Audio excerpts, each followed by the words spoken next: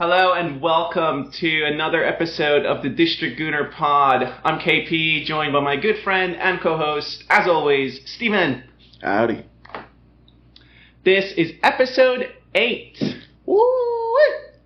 Coming off of a fresh dub. The second 1-0 to the Arsenal of the season. How you feel about it? Good. It was kind of a snooze fest. No lie. I actually watched it on the plane. Thank goodness they had live TV. Shout out Southwest. So I watched it on the plane. It's kind of a snoozer, man. Not too much going on.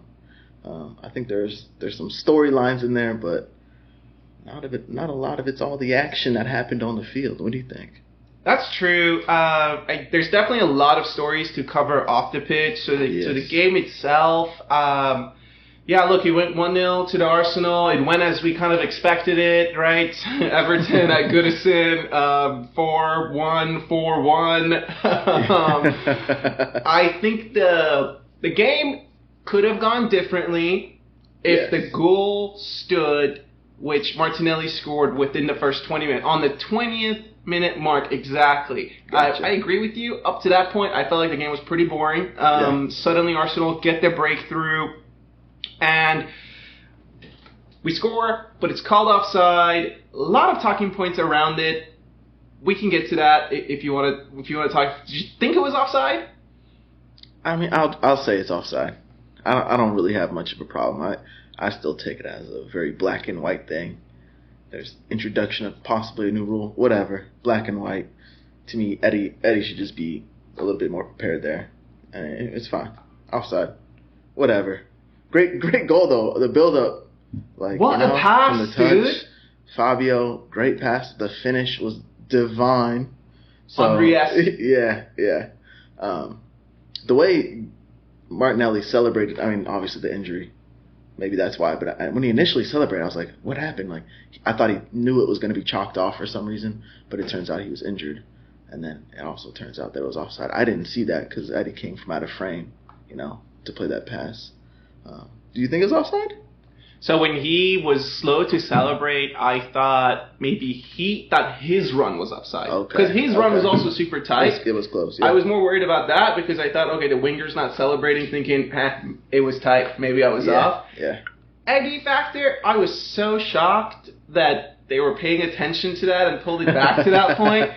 But at the same time, what I didn't understand is they count Eddie's position as when Gabriel touches the ball, but I just wonder if it should count as when the Everton player touches the ball. Yeah. Because when the Everton player touches the ball, he's onside. Now, I get the theory of just like, it's not a deliberate, of course it wasn't a deliberate pass to him, but I just wonder if the phase of the game would also count as when it connects with the Everton player instead of when it's just under Gabriel's foot. Eddie's position. That was my problem with the offside call. Yeah, and you would love for these rules to be straightforward. Like, I'd love to just be watching something and just know exactly what I'm watching and like, offside, not offside. But of course, even the review took time. So even the people that know the rules and they're supposed to be enforcing the rules, they still have to take their time and figure it out because it wasn't drawing the lines. Because he was offside by a decent margin, right? Yeah, I wonder how it works. When they actually drew the line, it's like, okay, he's off. But I'm sure they're talking about, oh, shit. Oh, the Everton dude touched it. Damn. Like, what are we going to do here? You know that. They called Howard Webb up real quick. I know. Whenever you watch, like, American sports, it's all like, let's go to our friends in New York. I wonder what they say on that side of, like, let's go to the boys in Manchester. Get there. Well, we're seeing the same thing as you. For real. It's offside. So that was one of the big talking points. But yeah, to your point, Nelly did get injured, substituted immediately. He looked like it just didn't feel right, whatever had happened. And then Trossard came in for him. Then the game went on. It was still pretty sloppy. The only sort of other highlight of the first half that I wrote down is when Saka got absolutely clattered. Yeah. And it was as if Nothing happened. Yo. Nobody saw it. Not this AR, not that AR, not the center referee, not the fourth. How did everyone miss that? Yeah. And how is that? Yeah, I was so shocked by that and like the level of officiating that was displayed for it. That dude Mikolenko, I know he's young, but let's just go back to last year. I remember seeing him play against Saka, and he be going at him. He's fouling him, and it seems like he escapes the yellow card pretty frequently. This dude, I think he ended not including that one, it would have been 3 fouls. So 4 fouls total, but 1 didn't get called, which was just a yellow card in itself, right? That was the most clear yellow I've seen. 4 fouls in the half on Saka, and all of them weren't like just some ticky-tack stuff. No, like he's bringing him down, he's kicking him. I don't know how that dude escaped the yellow card. There was a foul in the second half too as well. It's like, that's borderline yellow. Got away with it, but that was egregious, man. That was egregious. Yeah, that was something. It was so disgusting, and it's just like, come on, man.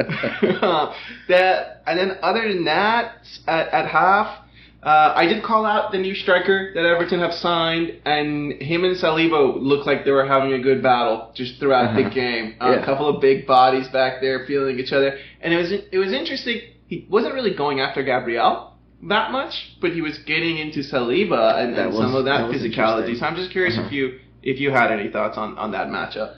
I mean, I think Saliba bossed him. He did what he does.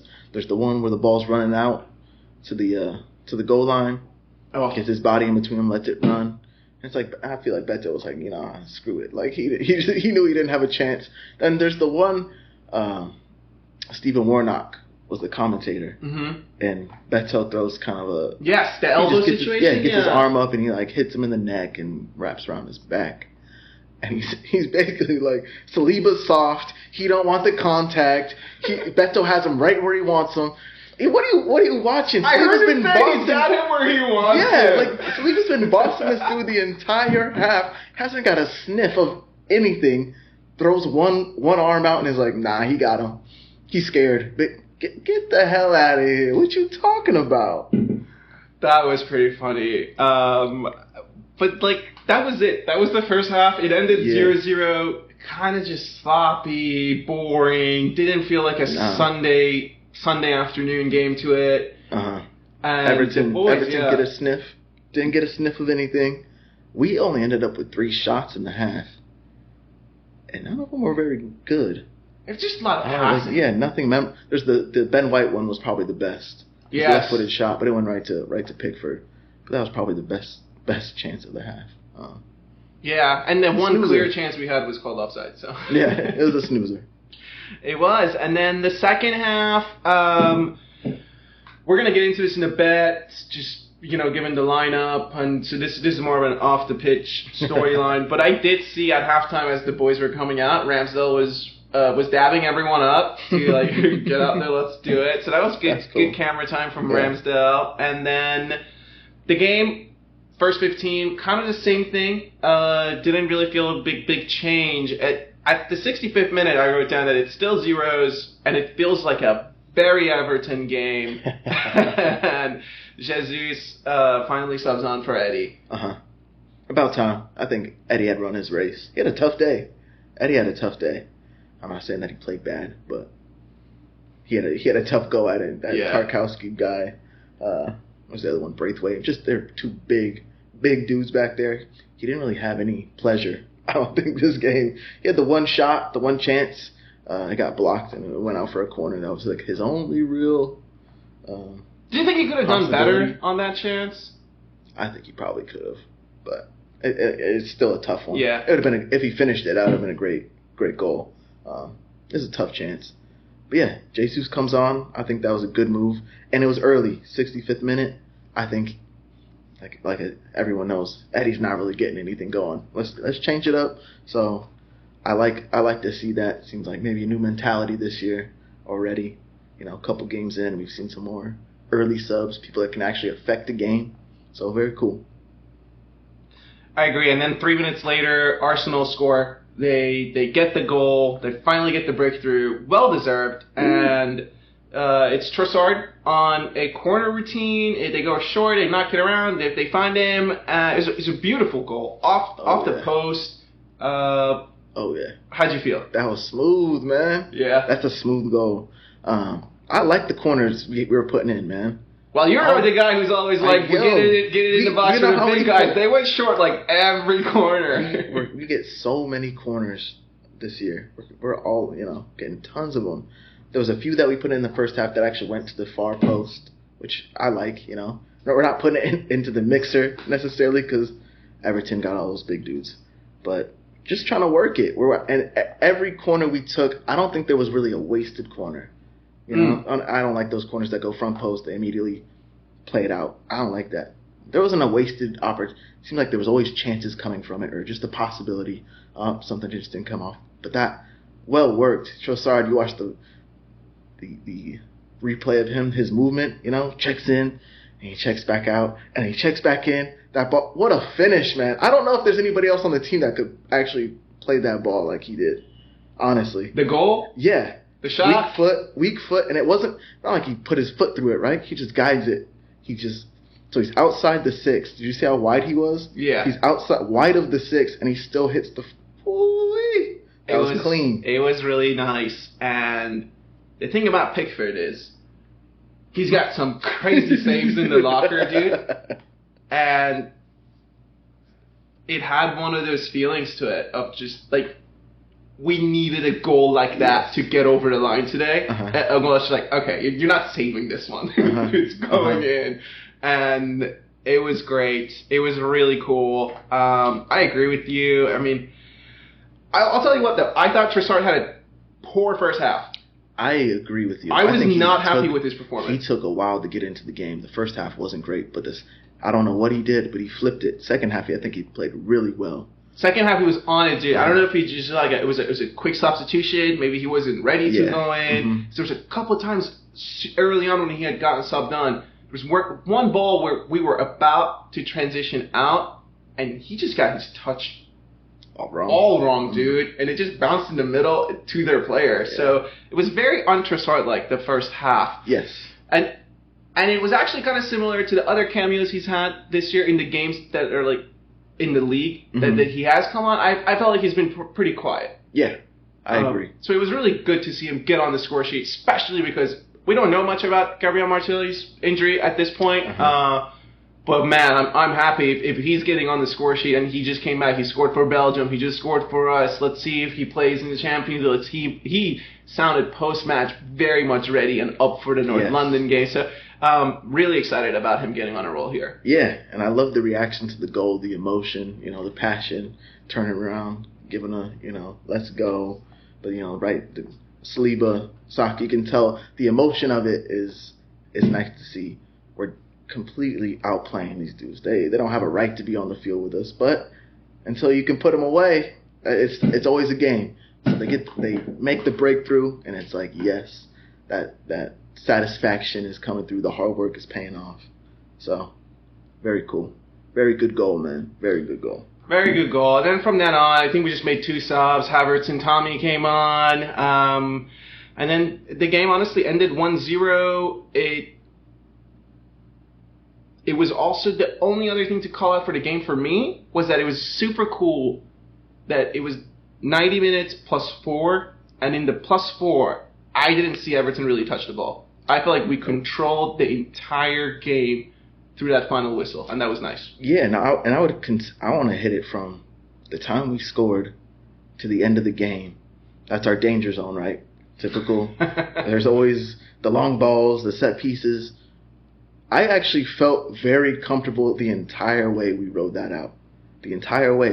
The only possibility they had was the long ball to Calvert-Lewin when he hit it, and then he hit it across the box. I think he was trying to find somebody who wasn't there. Like, that was the only time they had even just an inkling. But no, man, solid performance out of the back. The team controlling the ball, controlling possession the entire game. They didn't get... I hope it's not just because Everton's that terrible, and it was just more about the way we played. But yeah, you would think you're playing a team that's at home, the crowd will get into it to try to pump them through the last 10. Nah, the crowd was out of it. They just got played off the pitch in their own stadium. 1-0 to the Arsenal. Yeah, 1-0 to the Arsenal. We moved. There's a lot of cool storylines that are developing off the pitch. Mm-hmm. So let's get into that. Where do we go? Where do you want to? I know your guy started in goal, so you want to take us? That's where we have to start. Lineup comes out. You see Raya in there. I didn't even think about that, to be honest, about him playing this game. So what did you think? Lineup comes out. You see Raya in there.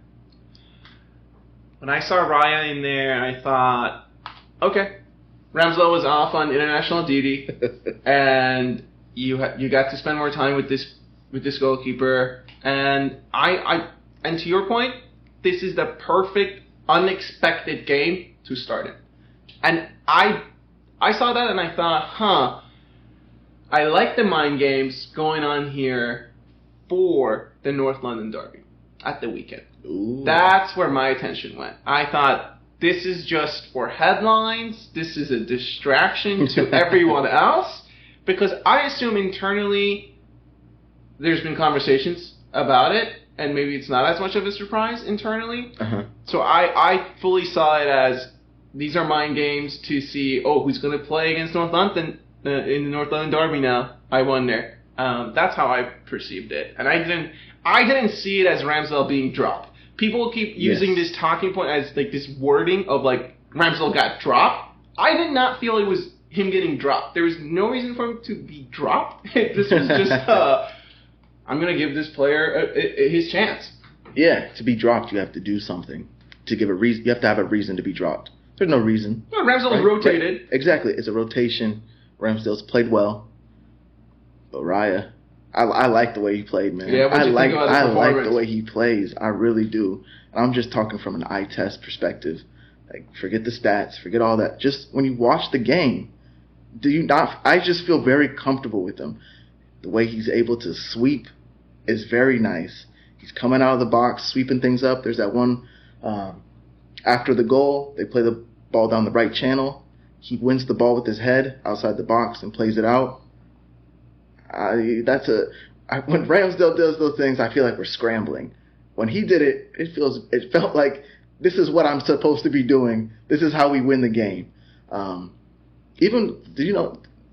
start the game, how do we usually start the game when it's our own kickoff? We play it back to Ramsdale, big ball, boom.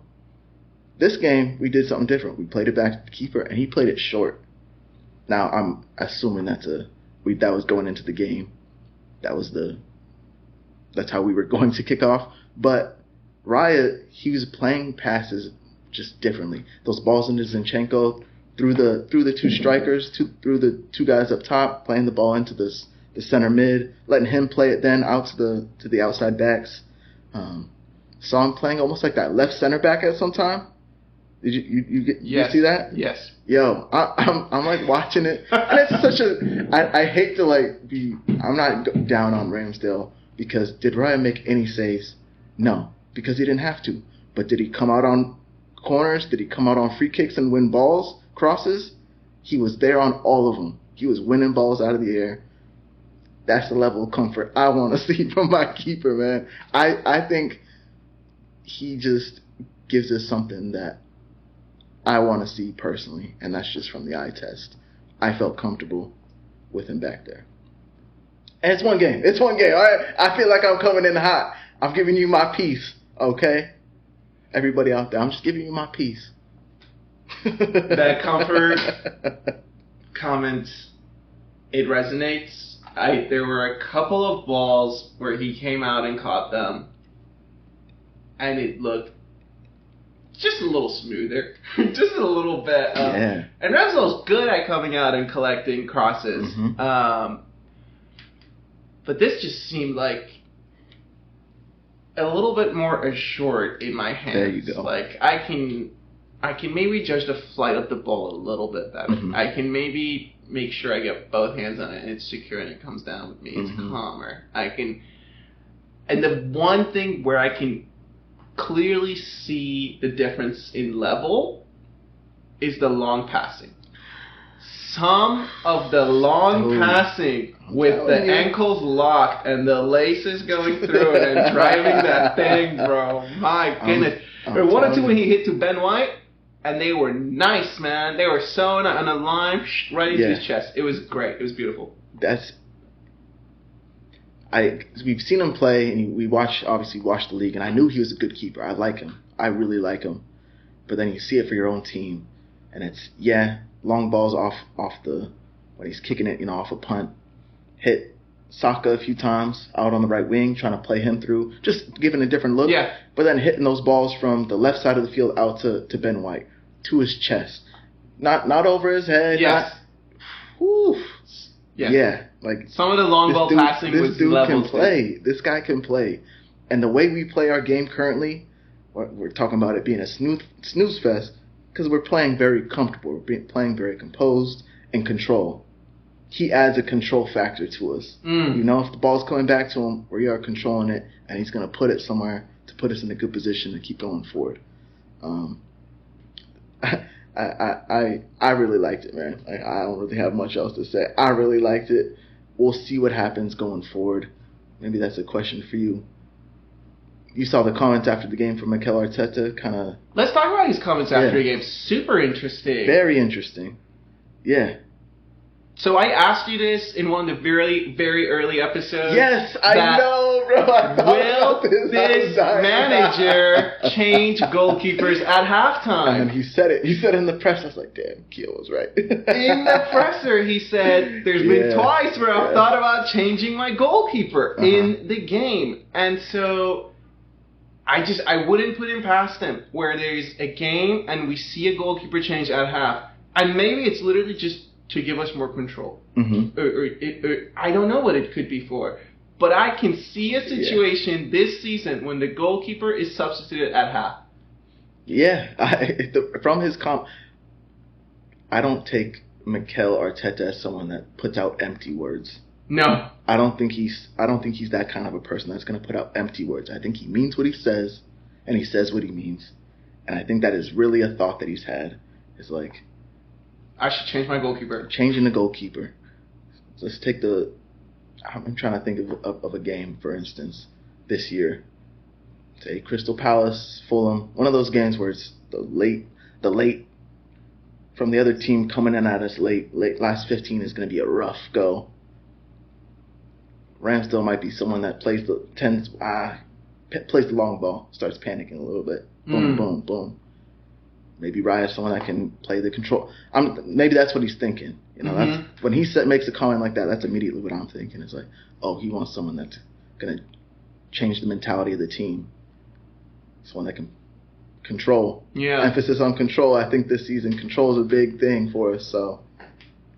Yeah, dude, it's going to be so interesting, and I think it's so funny to watch the sort of professional punditry and the talking points around this of just like, you can't do this for a goalkeeper. It's just like different players, like, what is he thinking? They're just like freaking out, and it's like, I don't know, why not? Why can't he rotate his goalkeeper? And it adds another dimension to us. It's about being unpredictable, and it's also just about, I don't feel it's so much about, like, they can't be that different at that level. The two of them, they're not like that different. So I don't know, man. But I do think at some point we'll see an in-game goalkeeper change this season. Yeah, I think so. Just the way he said it, so now everyone's thinking about it. Hopefully he's not duping us. I do think he means it. I think it's something he could potentially do. Well, people do this. I think we've seen it where it's closer to the end of games when there's going to be penalties. That's often a case. The most common time you see a keeper change is during that. If you're having a terrible game, a complete howler, yes, but that's very rare. Or for penalties. When else would you sub a keeper? Yeah, so we'll see, man. We'll see. I think another thing to talk about the game was that this is now the third game in a row that a substitution has scored for us. And that's pretty cool, right? Nice. I think Eddie came on against Fulham. He got the goal to put us up 2-1. Mm-hmm. Jesus came in against United with his late goal. And then now Trossard for Martinelli. And also, coincidentally, those are 3 players that you want scoring goals for us. Yeah. Coming off the bench. So that's really cool. It's something. It's a new dimension. I feel that we can rely on these players. And I also want to mention it because sometimes on this pod we can be a little harsh on the manager and some of his sort of in-game substitution management. But offensively, at least, they've been working very well. Yeah, that's the history of us watching, and it's just an observation we routinely hit. Subs. Why don't we sub earlier? You know. But we have the depth now. I think you have someone like Trossard coming on, Havertz coming on, Jesus coming on, and it's not like Eddie. We're losing a ton in Eddie because he started. He started the game because he deserves to start. He deserves to start. I'm glad he started. By the way. Yeah, it's not like we're losing a ton with these players. So I think it's nice that we have this depth. And when you do get goals from subs, what I like about this, I think it helps the mentality of the team. Even though I'm coming on as a sub, I can make an impact. And my manager expects me to make an impact. We are winning games this way. I love that. Even coming on as a defender, Tomiyasu, earning the clean sheet. Tommy was up for it when he subbed on, by the way. Yeah, and I saw him roaming in the midfield and stuff. Not like he got a ton of balls played into him. Yeah. But he's there. He's there. He's dragging a defender with him. He's doing what the coach wants him to do. So, very, very nice. Yeah, and also another thing is, if I do well, if I put in consistent performances off the bench, I will get a start. Mm-hmm. Because I want to take us to Fabio Viera playing at number 8. His first start, I think, last league game before the break against United is when I had called for him to start after the Fulham game. It was interesting that it came now, but what were your thoughts on that? Deserved. I think he deserved to play. How did he play? I thought he played well. I don't want to bag on Havertz, but he seemed like he was very much part of the game. I think Havertz sometimes doesn't have he's one of those players you can kind of lose sometimes. Better defensively. I don't think Fabio was as great defensively, but it wasn't needed. Yes. And maybe his part of the control thing is not needing to defend as much, I think, as well. Yeah. Needing people to put in that shift. But man, he was much more noticeable. Obviously, him and Martinelli have that connection, so it's kind of bad when he went out hurt, which is maybe why him and Trossard took a while to get going, or at least Trossard himself. I thought Fabio played well. I think you know what to expect from him. I think the team knows what to expect from him. He looks so much better than he did last year. He looks so much more confident and comfortable. Yes, dude. Like last year, I feel like he just looked so little and shy. And, he looked just like a freshman. Yeah, that's a good way to put it. Just like a small dude. And now he's a player. He's one of us. You know, getting in there in the celebration, like you're one of us. Yeah. One of us. Yeah, so the only other thing about the game I wanted to call out is that Bukayo Saka produced an attacking return again for the 3rd consecutive match, and he has now created 15 chances during this season, which is 9 more than any other Arsenal player. I just mentioned this because I feel like he's been having a relatively quiet season so far, just going about his business, being an absolute professional. And yeah, it's just really cool to see that from him. Yeah, it's nice. It's nice to see something like that because it's going under the radar. He's a player that we know he's our guy. He's our man. He's going to be the one that produces things for us. But when he's not getting goals, I think there's a tendency to be like, what's going on? What's wrong with him? Because his when he gets his match rating and it's a 7 or a 6, like that might be someone else's like 8 or 9 when they're having like, oh man, they had a really good game. Oh, that's Saka was all that left back had nothing. He's found him. He had nothing to do. Took him on a few times, got around him. He had a really good game. But the proof is in the pudding. So 3 consecutive games with an attacking return, more than any other Arsenal player. We've talked about this. We're kind of struggling right now to produce goals. Controlling the game, defensive record is fantastic, but we're not producing goals, and he's our guy. he's where it all starts typically. So if he continues playing, hopefully other players can come through and produce as well, because you're always going to get something from him. You're always going to get something from Saka. So hopefully those other guys can step up too. Yeah, no, I hear you 100%. Anything else you want to shout out off the pitch? No, let's move on. Let's move on. It's a big week at the Emirates. We are going to talk about the PSV game at home. It's the return to the Champions League. Yeah. And then we will have another pod that reflects on the Champions League game, sort of Wednesday night, and then looks ahead to the North London derby. So for the Champions League game, return to it. Just want to get your vibes, man. It's a Wednesday night game. Back at it. Excited. I think it's very cool when you hear it coming.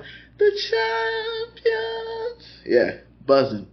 It's been a long time. We've talked about the lineup that we saw the last time we were in the Champions League. I think it was 2017.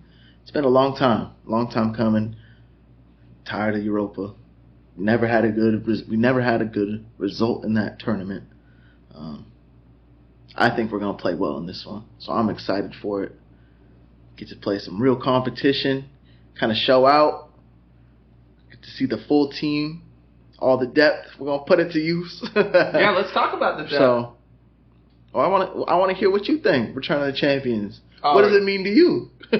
I'm pretty excited about it. I don't know if I'll be able to watch the game live, but it's cool. It's a good time. It's just fun to get back at it. Have these Septembers and Octobers and play on Tuesday nights and Wednesday nights, and have to wait until Thursday and see what's going on. And I'm excited to see the atmosphere at the stadium. Yeah, that's something I'm really looking forward to. And I mean, I'm just going to come on and say it's a home game, Champions League opener, so it's going to be a 4-0. Let me just get that on the pod. It's still on the table. If we win again, if you predict a 4-0 and we do, champagne popping on the pod. Well, I tell you what, Max. Yeah. No, champagnes will be popping. If they want to deliver it on the Champions League opening night, come on, boys. I'm up for it, too. And with that, maybe I can just talk about the lineup a little bit. I'll take us there. I'm really excited to see what happens with the goalkeeper situation. I think Ramsdale will be back in for the Champions League. And the back line is really difficult to pick. It is. Because, well, Zinchenko does not play. That's actually kind of easy because he plays at the weekend. Yes. I would like to see, and maybe this is just me getting ahead of my skis here a little bit, but I would like to see Kivior play left back. I want to see Tommy play left center back, and I want to see Saliba and Ben White. Okay. So yeah. Okay. That's where I'm at there. In the middle, man, in the middle is hard. Jorginho plays, I think. Okay. I think Jorginho plays just because, I know he's a £100 million player, so maybe he will play. But I want to see Jorginho. I want to see Havertz. I want to see Viera play in Odegaard's role. Okay. And I want to see Smith Rowe playing out on the wing. Ooh.